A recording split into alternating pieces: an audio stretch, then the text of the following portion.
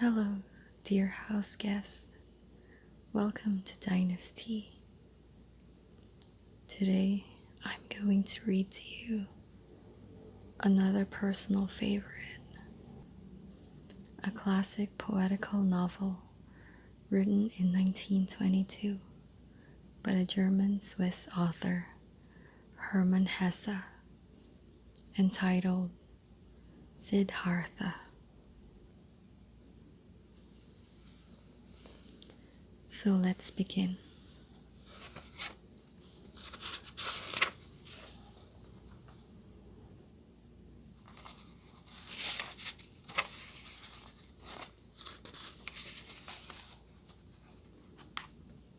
Part 1. Siddhartha.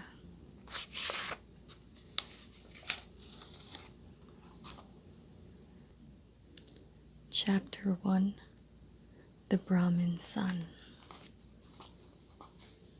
In the shade of the house, in the sunshine on the river bank by the boats, in the shade of the sallow wood and the fig tree, Siddhartha, the handsome Brahmin's son, grew up with his friend Govinda. The sun browned his slender shoulders on the river bank while bathing at the holy ablutions, at the holy sacrifices. Shadows passed across his eyes in the mango grove during play, while his mother sang during his father's teachings, when with the learned men.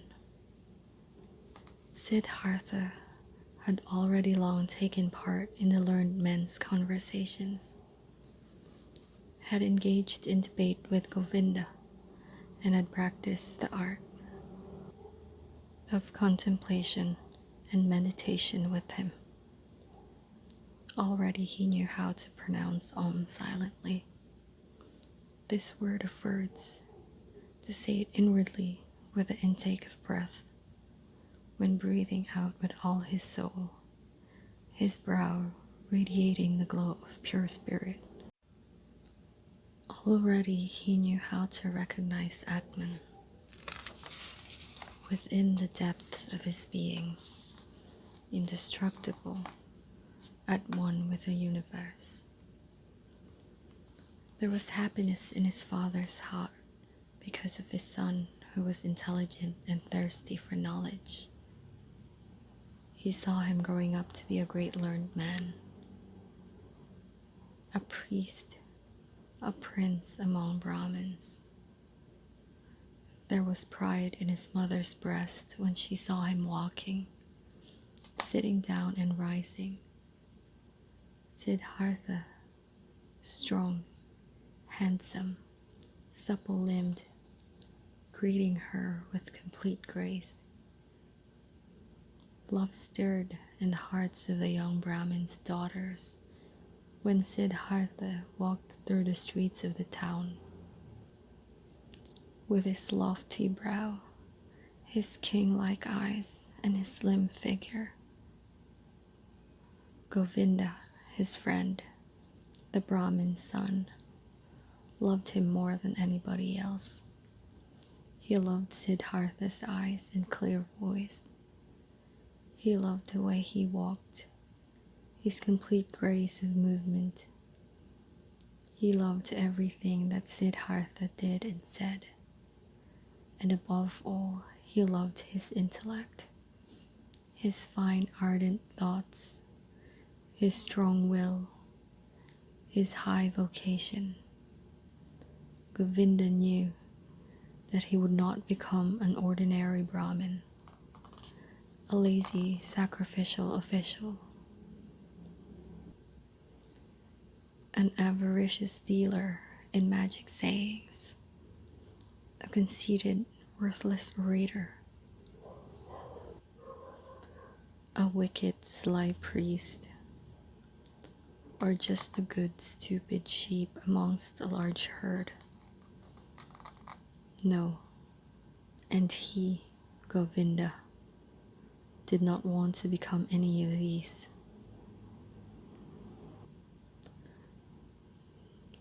Not a Brahmin, like 10,000 others of their kind. He wanted to follow Siddhartha, the beloved, the magnificent. And if he ever became a god, if he ever entered the all-radiant, then Govinda wanted to follow him as his friend, his companion, his servant, his lance-bearer, his shadow. That was how everybody loved Siddhartha. He delighted and made everybody happy. But Siddhartha himself was not happy. Wandering along the rosy paths of the fig garden, sitting in contemplation in the bluish shade of the grove, washing his limbs in the daily bath of atonement, offering sacrifices in the depths of the shady mango wood, with complete grace of manner, beloved by all, a joy to all. There was yet no joy in his own heart. Dreams and restless thoughts came flowing to him from the river, from the twinkling stars at night, from the sun's melting rays. Dreams and a restlessness of the soul came to him, arising from the smoke of the sacrifices, emanating from the verses of the Rig Veda, trickling through from the teachings of the old Brahmins. Siddhartha had begun to feel the seeds of discontent within him. He had begun to feel that the love of his father and mother, and also the love of his friend Govinda, would not always make him happy, give him peace, satisfy and suffice him. He had begun to suspect that his worthy father and his other teachers, the wise Brahmins, had already passed on to him the bulk and best of their wisdom, that they had already poured the sum total of their knowledge into his waiting vessel, and the vessel was not full. His intellect was not satisfied. His soul was not at peace. His heart was not still. The ablutions were good, but they were water. They did not wash sins away. They did not relieve the distressed heart. The sacrifices and the supplication of the gods were excellent, but were they everything? Did the sacrifices give happiness? And what about the gods? Was it really Prajapati who had created the world? Was it not Atman, he alone who had created it? Were not the gods forms created like me and you, mortal, transient? Was it therefore good and right? Was it a sensible and worthy act to offer sacrifices to the gods? To whom else should one offer sacrifices? To whom else should one pay honor but to him, Atman, the only one? And where was Atman to be found? Where did he dwell?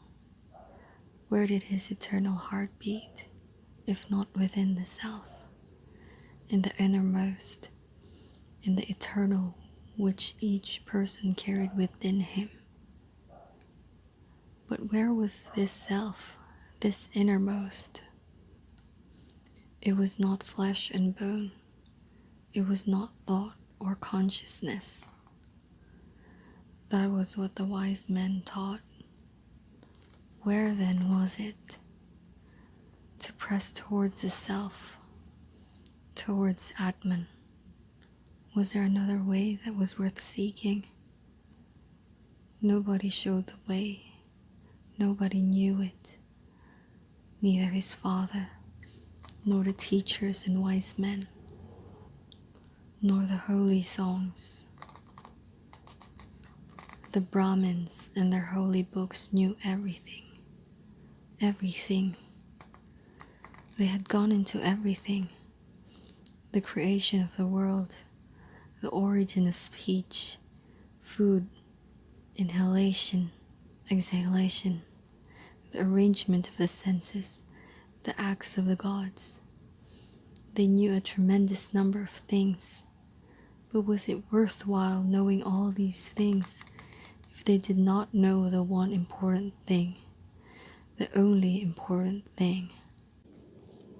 Many verses of the holy books, above all the Upanishads of Samaveda, spoke of this innermost thing. It is written, "Your soul is the whole world." It says that when a man is asleep, he penetrates his innermost and dwells in Atman. There was wonderful wisdom to these verses. All the knowledge of the sages was told here in enchanting language, pure as honey collected by the bees. No, this tremendous amount of knowledge, collected and preserved by successive generations of wise Brahmins, could not be easily overlooked. But where were the Brahmins, the priests, the wise men who were successful not only in having this most profound knowledge, but in experiencing it? Where were the initiated who, attaining Atman in sleep, could retain it in consciousness, in life, everywhere, in speech and in action? Siddhartha knew many worthy Brahmins, above all his father, holy, learned, of highest esteem. His father was worthy of admiration. His manner was quiet and noble. He lived a good life. His words were wise. Fine and noble thoughts dwelt in his head. But even he who knew so much, did he live in bliss? Was he at peace? Was he not also a seeker, insatiable? Did he not go continually to the holy springs with an insatiable thirst, to the sacrifices, to books, to the Brahmins' discourses?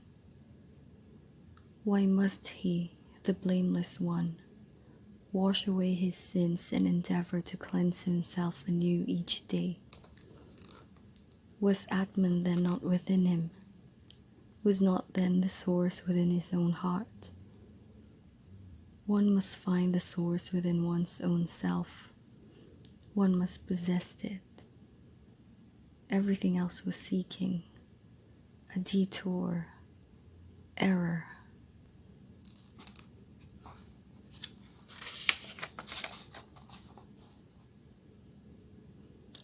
These were Siddhartha's thoughts. This was his thirst, his sorrow. He often repeated to himself the words from one of the Chandogya Upanishads. In truth, the name of Brahman is Satya. Indeed, he who knows it enters the heavenly world each day. It often seemed near, the heavenly world, but never had he quite reached it. Never had he quenched the final thirst. And among the wise men that he knew and whose teachings he enjoyed, there was not one who had entirely reached it, the heavenly world, not one who had completely quenched the eternal thirst. Govinda, said Siddhartha to his friend. Govinda, come with me to the banyan tree. We will practice meditation. They went to the banyan tree and sat down 20 paces apart. As he sat down ready to pronounce the Om, Siddhartha softly recited the verse. Om is the bow, the arrow is the soul. Brahman is the arrow's goal, at which one aims unflinchingly. When the customary time for the practice of meditation had passed, Govinda rose. It was now evening. It was time to perform the evening ablutions. He called Siddhartha by his name. He did not reply. Siddhartha sat absorbed, his eyes staring as if directed at a distant goal, the tip of his tongue showing a little between his teeth. He did not seem to be breathing. He sat thus, lost in meditation, thinking Om, his soul as the arrow directed at Brahman. Some samanas once passed through Siddhartha's town, wandering ascetics. They were 3 thin, worn-out men, neither old nor young, with dusty and bleeding shoulders, practically naked, scorched by the sun, solitary, strange, and hostile, lean jackals in the world of men. Around them hovered an atmosphere of still passion, of devastating service, of unpitying self-denial. In the evening, after the hour of contemplation, Siddhartha said to Govinda, "Tomorrow morning, my friend, Siddhartha is going to join the samanas. He is going to become a samana." Govinda blanched as he heard these words and read the decision in his friend's determined face. Undeviating as the released arrow from the bow, Govinda realized from the first glance at his friend's face that now it was beginning. Siddhartha was going his own way. His destiny was beginning to unfold itself, and with his destiny, his own. And he became as pale as a dried banana skin. "Oh, Siddhartha," he cried, "will your father permit it?" Siddhartha looked at him like one who had just awakened. As quick as lightning he read Govinda's soul, read the anxiety, the resignation. "We will not waste words, Govinda," he said softly.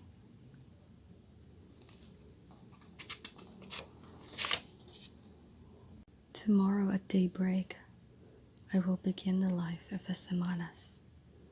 Let us not discuss it again."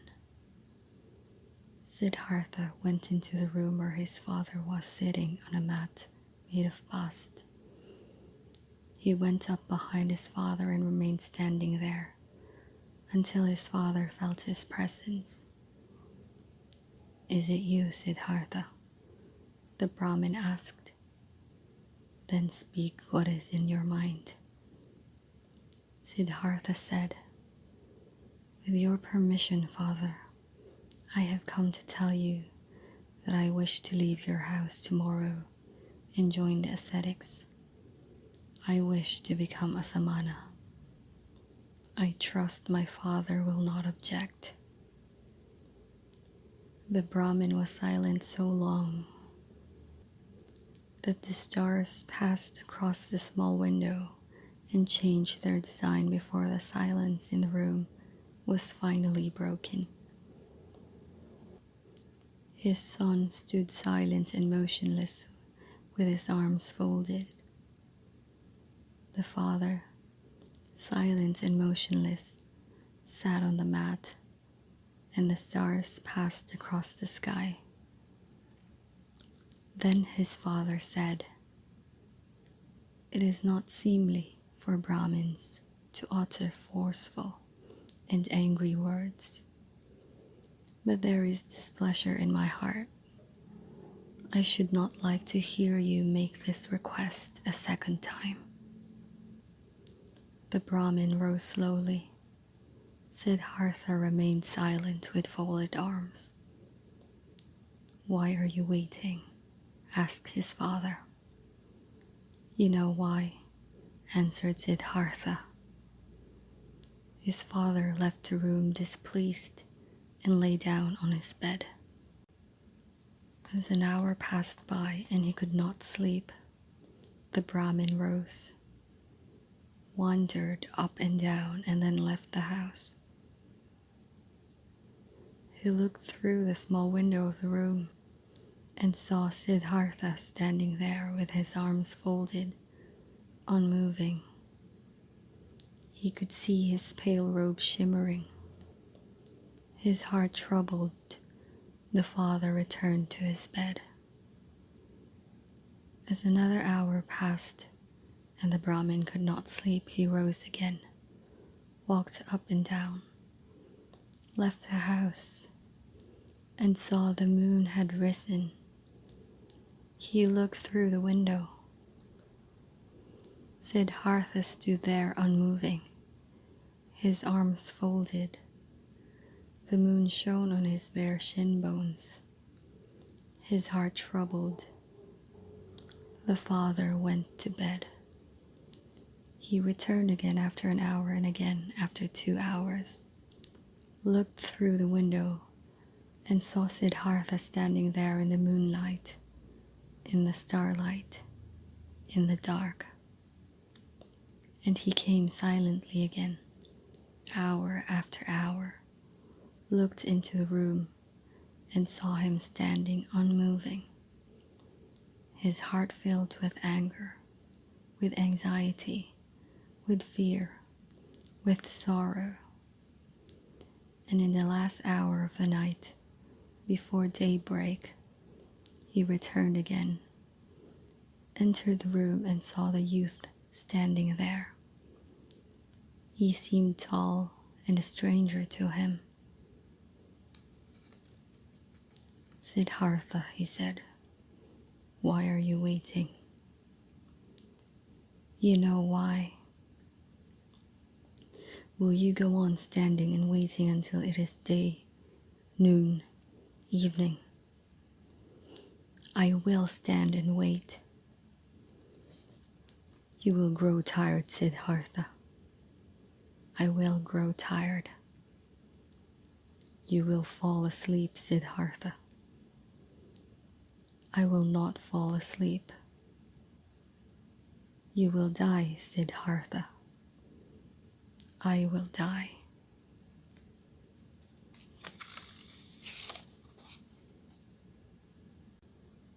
"And would you rather die than obey your father?" Siddhartha had always obeyed his father. "So you will give up your project?" Siddhartha will do what his father tells him. The first light of day entered the room. The Brahmin saw that Siddhartha's knees trembled slightly, but there was no trembling in Siddhartha's face. His eyes looked far away. Then the father realized that Siddhartha could no longer remain with him at home, that he had already left him. The father touched Siddhartha's shoulder. "You will go into the forest," he said, "and become a samana.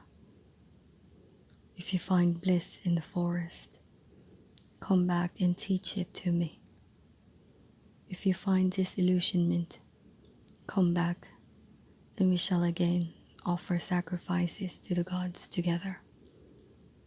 Now go, kiss your mother, and tell her where you are going.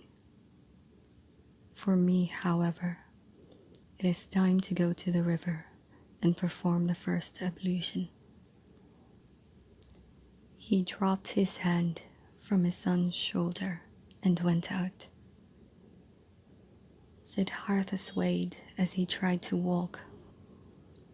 He controlled himself, bowed to his father, and went to his mother to do what had been told to him.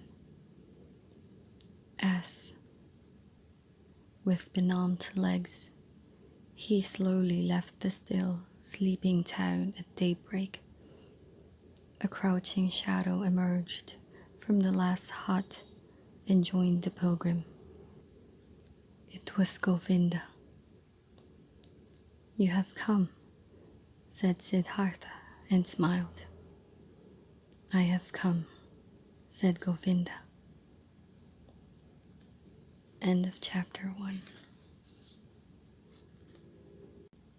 Thank you for staying with me. Hope you relaxed as you enjoyed the story. I will be continuing the next chapter in the next video. Goodbye for now.